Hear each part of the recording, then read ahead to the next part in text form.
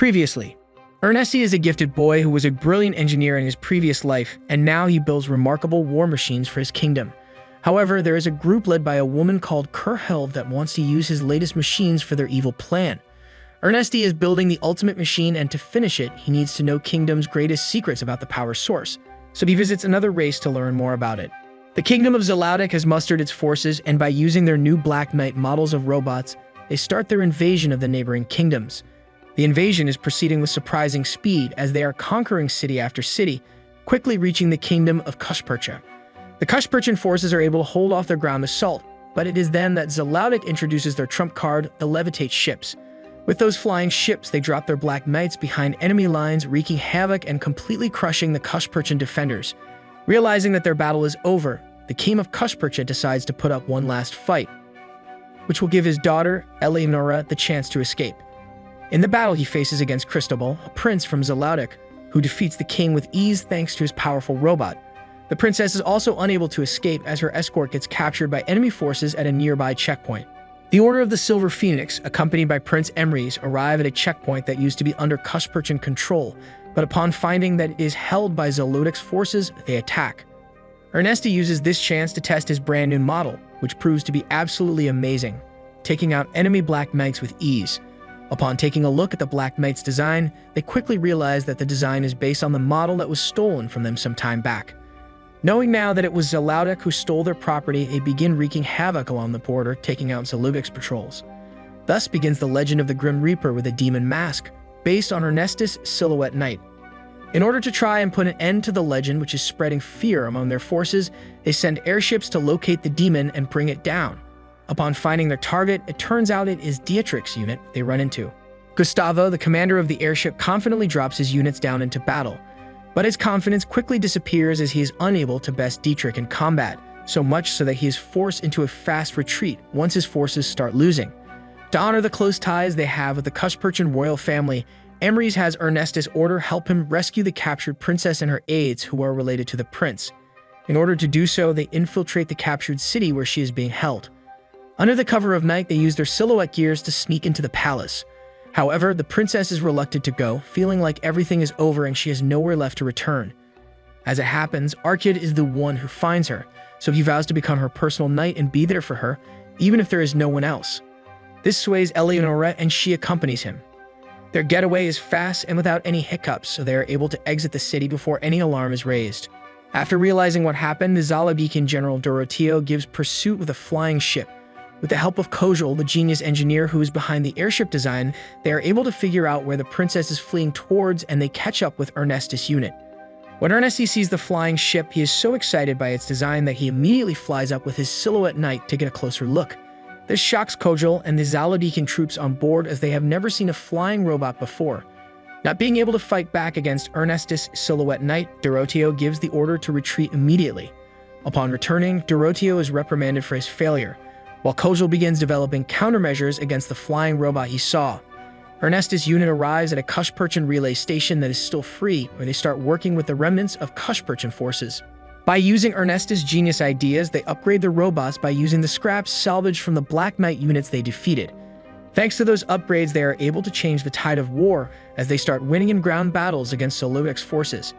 Eleonora is troubled by the weight of the responsibility she will have to take on if she returns as a queen to liberate her land, but Archid is there for her, encouraging her and giving her confidence that she can do it. Not only that, but he also prevents an assassination attempt against her, orchestrated by Kurheld and her group. This time, Kurheld's plans go south, as the men she sent to steal the new Silhouette Knights are unable to activate them, thanks to Ernesti's magical startup keys. Edgar ends up facing against her once again, this time a state-of-the-art robot, which helps him secure victory. Upon learning where the princess is located, Cristobal mobilizes all of his troops and sends them towards the relay station. The massive army quickly destroys all opposition they meet along the way, lulling them into a false sense of security. It is then that Ernesti and his orders spring the trap on them. By using the brand new weapons he developed to fight against flying ships, they start shooting them down from the air. Cristobal's ground troops have similar success, as they are getting destroyed by the trap they have walked into. With Ernesti wreaking havoc and spreading fear among his men, Cristobal has no choice but to sound the retreat. However, Ernesti has no intention of allowing him to flee, so he catches up with the fleeing ship and threatens to shut it down. Cristobal pilots his own robot and they have a duel on top of the flying ship. As expected, he is no match for Ernesti's powerful silhouette knight. Trying to negotiate his way out, Cristobal quickly realizes that he has nothing to offer what Ernesti would want. Refusing to let Ernesti have his robot, he ends up destroying the flying ship he is standing on together with himself. Witnessing that, the remains of Cristobal's troops rout and flee from the battle. Returning with the news of Cristobal's death, Kojal promises to his mother that he will develop a weapon capable of destroying the Grim Reaper that took his life. Encouraged by their victory over the kingdom of Zalaudic, Eleonora takes up the mantle of the queen, promising she will lead her troops into battle and liberate all of the occupied lands. Meanwhile, Ernesti salvages the remains of the flying ships, figuring out the way they work. Eleonora's liberation campaign is proceeding smoothly, and they are able to take back town after town, until one day they end up facing a brand new flying machine. A giant weapon modeled after a drake, an ancient demon beast. Its name is the Viver, and Dorotio is the one given the honor to be its captain. By showing off the power of the Viver, he vows to avenge the fallen prince, Cristobal. Viver's devastating main weapon sets the entire city on fire, and what is worse, only Ernesti is able to fight against it, as it flies and uses countermeasures against ground weapons fire. On the ground, Gustavo is getting his rematch against Dietrich, in a new and improved robot, but Dietrich is not easy at best. With Gustavo pushing his new reactor beyond its limits, his new robot shuts down just in time too, as Dietrich was about to run out of mana. In the sky, Ernesti is slowly but surely getting the upper hand, but at that moment, Dorotio deploys a new weapon. By using a special smokescreen created by Kojal, Ernesti's silhouette knight gets its jets clog up and can no longer maintain flight, forcing him down onto the ground. This allows Dorotio to unleash all of the Viver's firepower on him, but Ernesti is able to repel its attacks just long enough for Viver's mana to run below safe levels. With the retreat signals, Zaludic's forces withdraw, but the battle is not a victory for either side. Ernesti realizes just how close he was to getting defeated in this battle, so he starts coming up with ways to fight the Viver. Meanwhile, Kojal installs a new and vastly superior ether reactor into the Viver. Apparently, it is so powerful that it is dangerous to use, but he still wants to give it a go. While trying to come up with a strategy to fight against Zaludic's forces, now that they have the Viver, Eleonora suggests that they launch an all-out attack against their captured capital. It will be the last thing they will expect, and if they succeed, it will be a devastating blow against the invading forces. Everyone agrees with their plan, and they formulate a strategy on how to retake the city. After giving a speech to motivate her troops, Eleonora joins them in their massive assault. After making quick progress towards the city, they clash against Zalaudic's Black Knights. While the ground battle is raging outside of the city walls, Emrys leads a small squad of Silhouette Gears into the city to lower the drawbridges and open the gates for the Silhouette Knights. Before long, Viver joins the fight with more flying ships.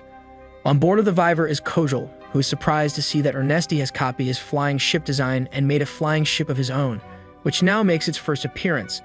With countermeasures in place for the Viver's smokescreen, Ernesti is ready for his rematch. To lure the Viver away from the ground troops, Ernesti baits Dorotio to follow after him all the way above the clouds. There he starts his assault on the Viver, which proves to be very effective, as it forces Dorotio to quickly resort to the new dangerous ether reactor. By activating it, a barrier of pure mana is created around the Viver, rendering all ranged weapons entirely useless against it. Meanwhile, the ground battle is proceeding well, with the Silhouette Gears successfully opening the way for the ground troops to enter the city. Ernesti puts his robot into overdrive, punching through the powerful barrier. He is determined to put an end to Kojal's creations, as he does not want this world to develop weapons in the same way as our world. Instead, he wants the future of this world to be entirely based around robots. Thanks to his unwavering determination, he pushes his robot like never before, which proves to be enough to break through Viver's defenses. Realizing that the Viver is going down, Kojal quickly abandons ship, while Dorotio swears that he will at least take the queen down with him.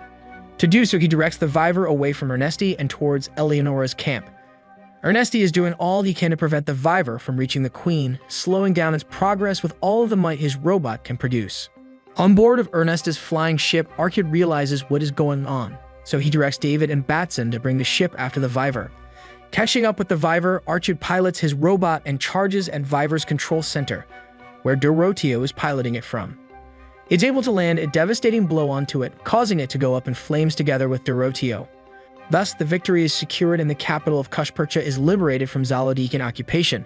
After Eleonora's official coronation, Ernesti and his unit are preparing to return home. Before they leave, Eleonora comes to visit Archid, whom she has developed strong feelings for. Hey, thank you for staying all the way till the end. If you enjoyed the video, give it a like. It takes only a second, but it means everything to us. Have a great day and see you in the next video.